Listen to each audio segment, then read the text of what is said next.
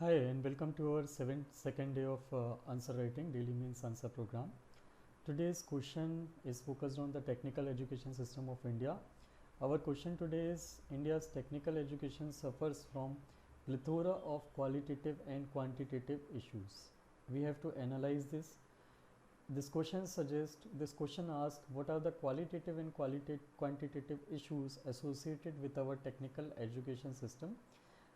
This suggests that there are multiple, plethora means there are multiple, qualitative, there are multiple issues related to quality and quantity of technical education system in India, and we have to analyze what are those qualitative and quantitative issues related to it, and what can be the suggestions, what can be the recommendations, what can be the changes made to it to make it better.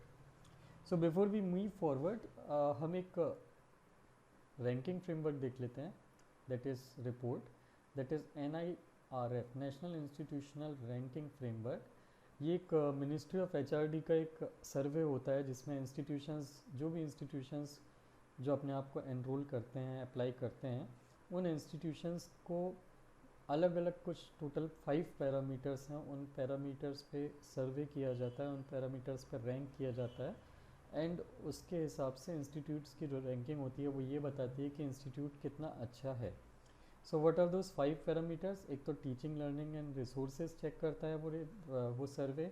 उस institute की research and professional practice को check करता है कि वहाँ पे research and development कितना promote किया जाता है. ग्रेजुएशन के क्या आउटकम हैं कि ग्रेजुएट होने के बाद वहाँ के स्टूडेंट्स कितने अच्छे होते हैं, कितने एम्प्लॉयबल होते हैं. आउटरीच एंड इंक्लूसिविटी कितनी है, मतलब जो डाइवर्स सेक्शंस ऑफ सोसाइटी हैं जैसे कि वुमेन, ओल्ड एज, डिसेबल्ड या किसी भी टाइप के एक्सक्लूडेड टाइप के पर्सनल वल्नरेबल सेक्शंस जैसे कि ट्रांसजेंडर, उनको कितना ज़्यादा इंक्लूड किया जाता है. एंड लास्टली परसेप्शन, कि उस इंस्टीट्यूट को कैसे परसीव करती है पब्लिक, मतलब पॉपुलेशन में उस इंस्टीट्यूट का क्या परसेप्शन है. Do they want to get children admitted in that institute, it is they consider it a good institute और अ बैड इंस्टीट्यूट. इस तरह से ये 5 पैरामीटर्स के बेस पे उस इंस्टीट्यूट को बेसिकली एनालाइज किया जाता है इस सर्वे के अंदर में, और जितने भी इंस्टीट्यूट्स ने अप्लाई किया है उनको एक स्कोर दे के उनको रैंक किया जाता है. सो इंडिया में NIRF, national institutional ranking framework 2022 का जो सर्वे हुआ था उसके अंदर में 200 इंस्टीट्यूट्स जो हैं उनको रैंक किया गया था. टोटल कितने इंस्टीट्यूट हैं हमारे यहाँ? इंजीनियरिंग एजुकेशन प्रोवाइड करने वाले टोटल अप्रॉक्सीमेटली 5500 to 6000 इंस्टीट्यूट्स हैं. और अगर मैं टेक्निकल एजुकेशन की बात करूं, टेक्निकल एजुकेशन इंडिया में 3 टियर एजुकेशन सिस्टम है. पहले हम इस सिस्टम को समझ लेते हैं. सबसे नीचे हमारे होते हैं ITI, उसके ऊपर होते हैं हमारे पॉलीटेक्निक, और उसके ऊपर होते हैं हमारे इंजीनियरिंग कॉलेजेस. ये 3 टियर सिस्टम चलता है हमारे यहाँ टेक्निकल एजुकेशन का. सो ITI जो है एक जनरल, एक स्पेसिफिक स्किल सिखाते हैं. पॉलीटेक्निक कॉलेजेस या पॉलीटेक्निक इंस्टीट्यूट्स जो हैं they basically train in people in supervisory capacity related to technical spheres. And engineering colleges एक पर्टिकुलर डोमेन में डिग्री एजुकेशन प्रोवाइड कराते हैं. सो टोटल अगर मैं बात करूँ इन तीनों टेक्निकल एजुकेशंस की, तो there are around 10,000 institutes present in India. And अगर स्पेसिफिकली इंजीनियरिंग कॉलेजेस की बात करूँ तो there are around 5,000 to 6,000 institutes in India. अब मैंने जैसे कि बोला NIRF इन सर्वे जो है it is voluntary in nature. Voluntary means an institute can opt itself to get scored and get ranked in the under this framework. So इस framework के अंदर में हमारे 200 इंस्टीट्यूट्स हैं. कुछ सिर्फ उतने ही इंस्टीट्यूट्स ने अप्लाई किया था अपने आप को स्कोर और एसेस करवाने के लिए. But there is a huge difference between the 200 institutes. जो फर्स्ट नंबर का जो इंस्टीट्यूट था जिसको फर्स्ट रैंक मिली थी उसको 90% स्कोर मिला था, और जो 200 नंबर का जो रैंक का इंस्टीट्यूट था उसको 33% स्कोर मिला था. So you can see the huge amount of difference between the first and 200 rank institute. So this is a cause of concern. You can imagine कि बाकी के जो 5300 इंस्टीट्यूट्स हैं अप्रॉक्सीमेटली, उनकी रैंकिंग या उनकी स्कोर की क्या कंडीशन होगी. मतलब the quality of our institutes is questionable. हम कैसे डिटरमाइन करें कि मतलब जब हमारा 200 रैंक का इंस्टीट्यूट इतना कम स्कोर ला रहा है, तो obviously there is a possibility कि बाकी के जो इंस्टीट्यूट हैं जो अपने आप को अप्लाई भी नहीं कर रहे हैं out of fear of low score, उनकी क्वालिटी कितनी वीक होगी. So this shows the dismal state of our education, technical education system in our country.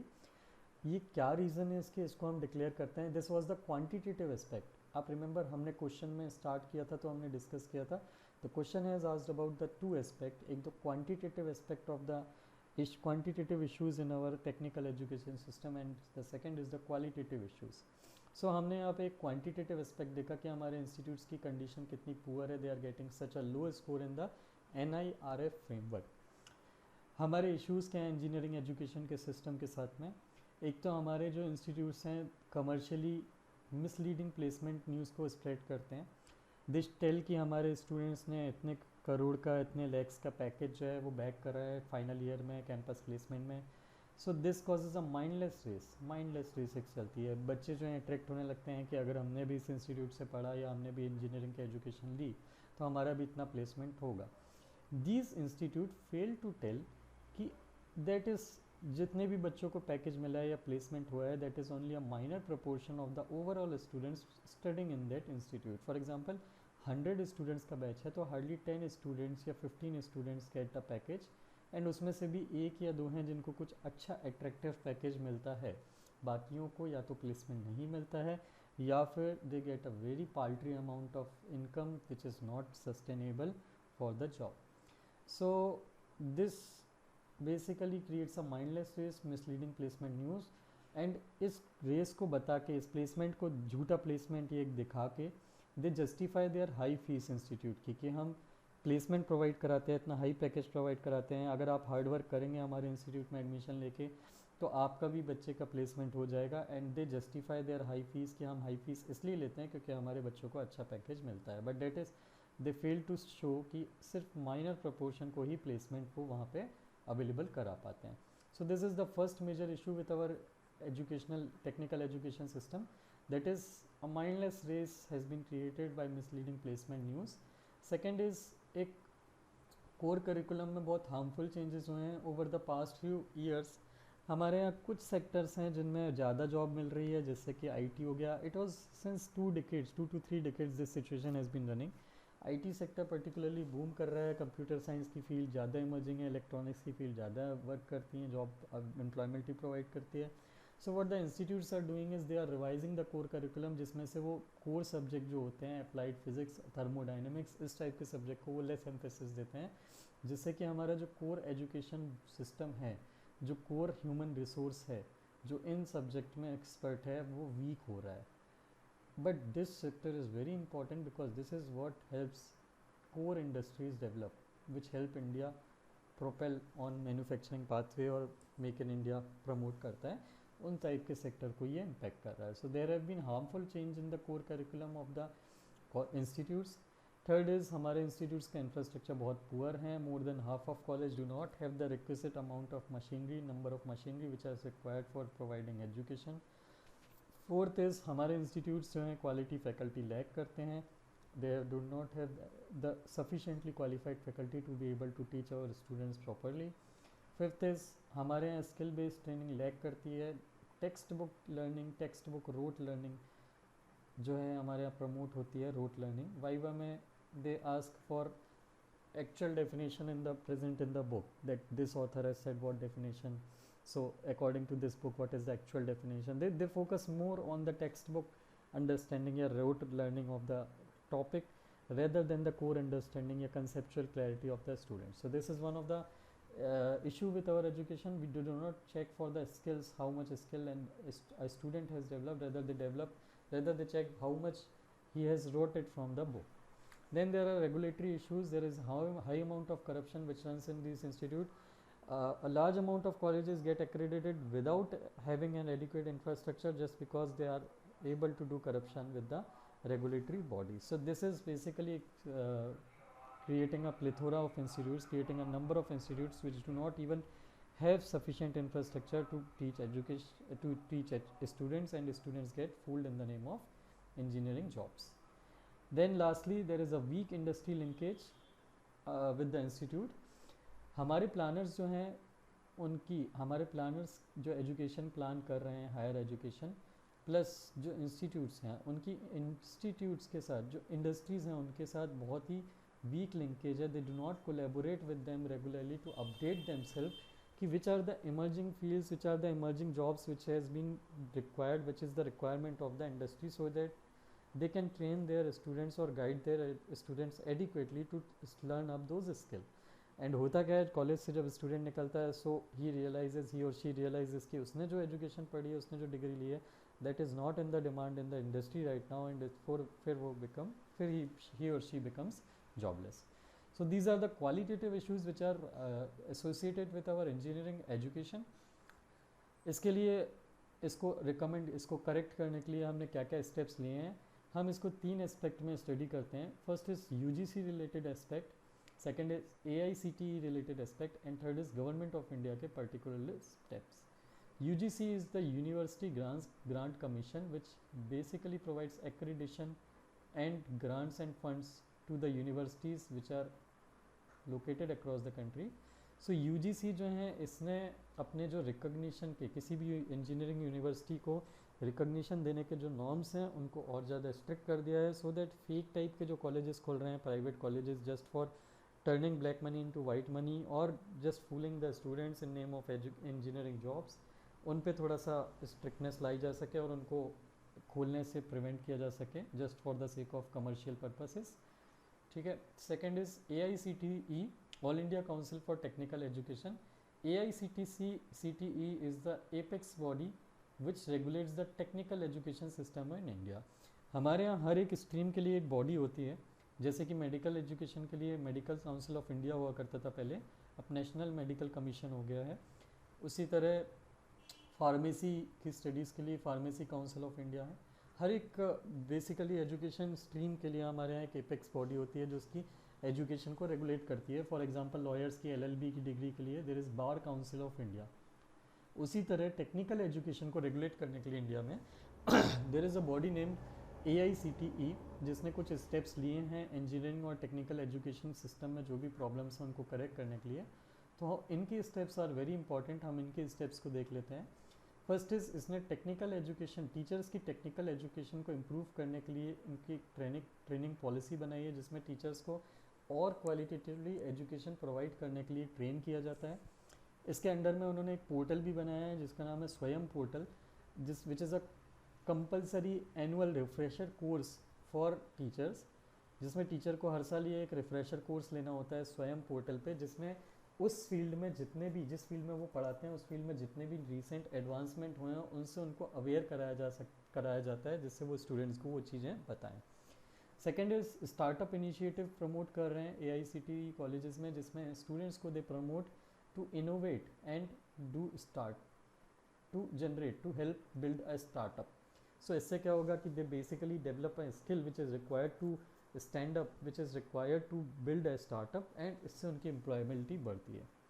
Third is उन्नत भारत अभियान, जिसमें उन्नत भारत अभियान में वो स्टूडेंट्स को हायर एजुकेशन टेकअप करने के लिए और ज़्यादा प्रमोट करते हैं, ज़्यादा से ज़्यादा बच्चे हायर एजुकेशन में आएँ, हायर एनरोलमेंट करें, दैट इज़ उन्नत भारत अभियान.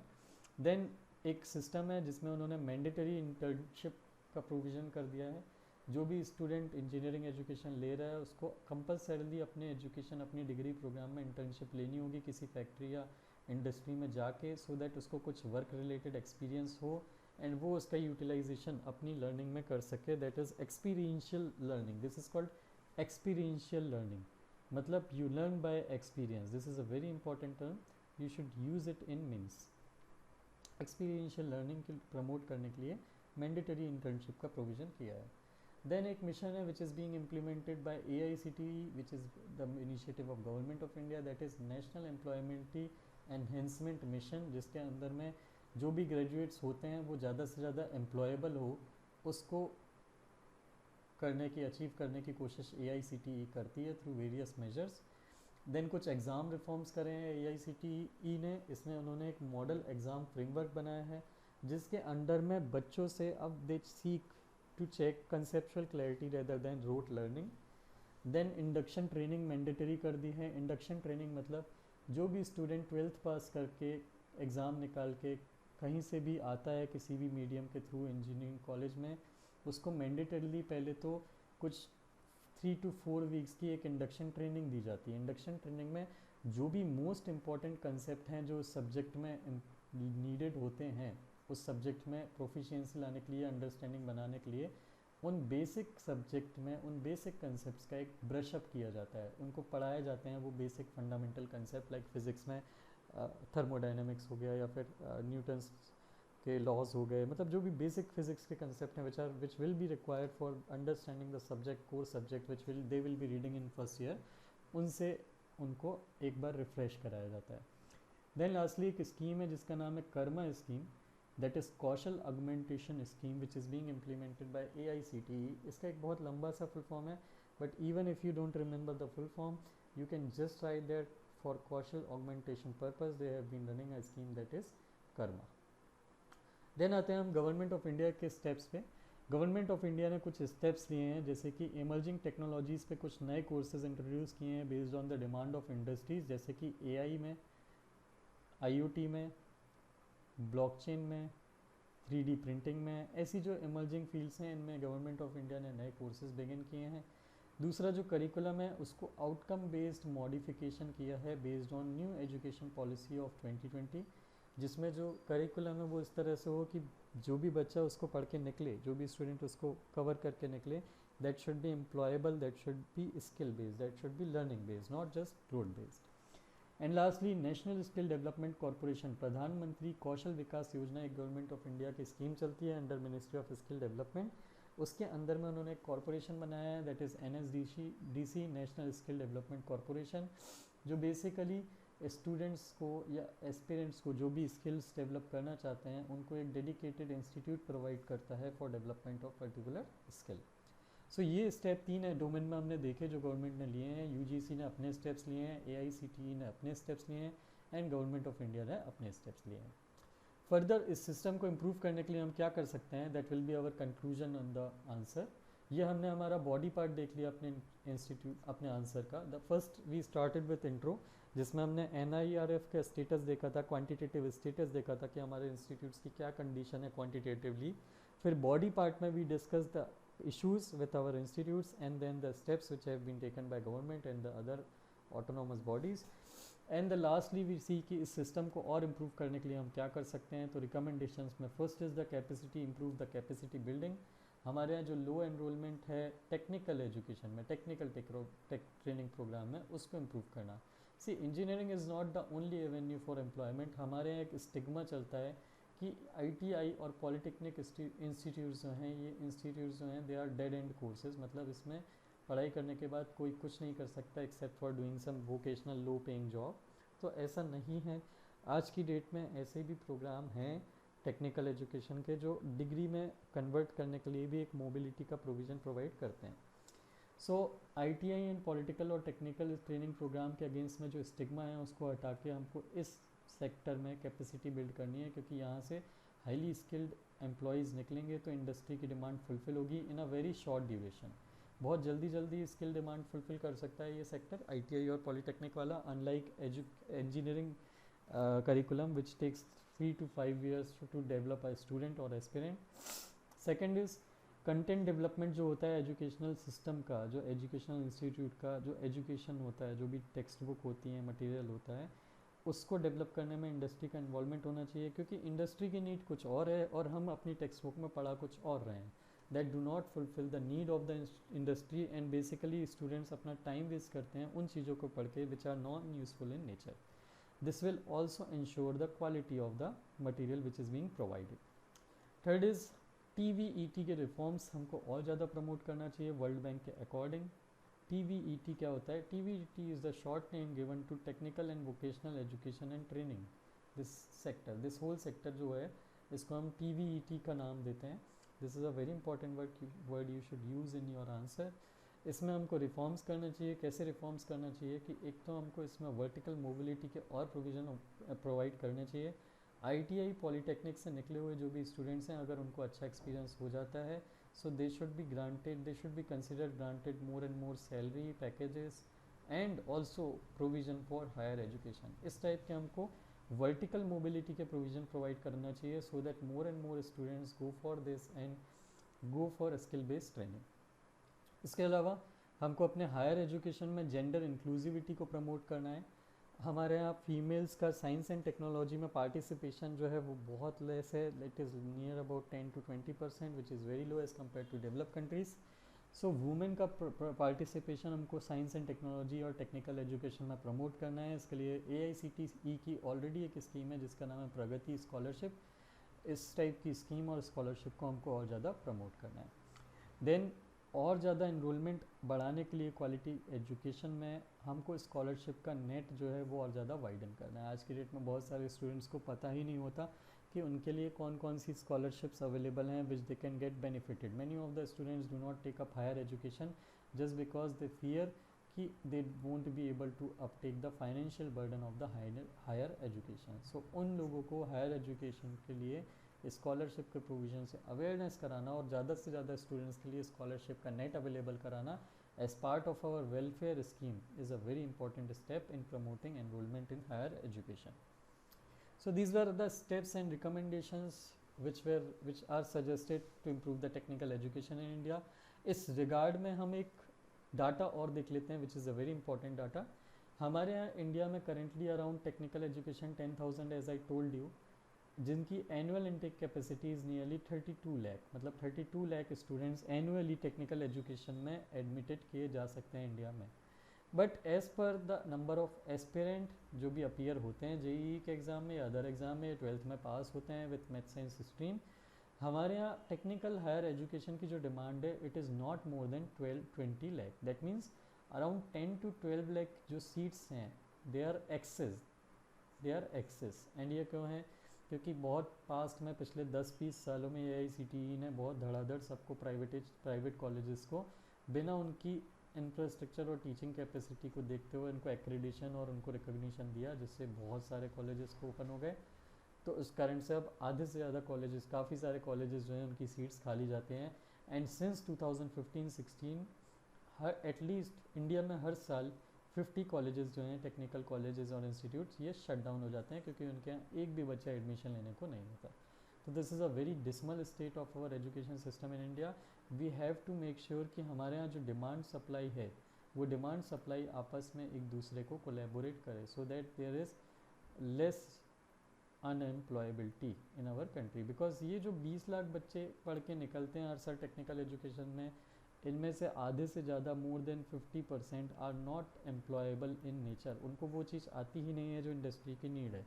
And that is why they just keep on roaming here and there and ultimately unemployment के कारण they go on jobs which are low paying, which are not related to their degree. So this were the issue of technical education system in India. I hope it is clear to you, all the steps taken, all the issues. आपको अगर और कोई issue और कोई steps या recommendation इसमें feel होते हैं मिसिंग, तो आप do comment it in the comment section so that others could benefit from it. इसमें जो भी पॉइंट आपको इंपॉर्टेंट लगता है उसको आप नोट डाउन कर लीजिएगा, डाटा को नोट डाउन कर लीजिएगा and keep it in notes for the purpose of mains examination. Thank you very much.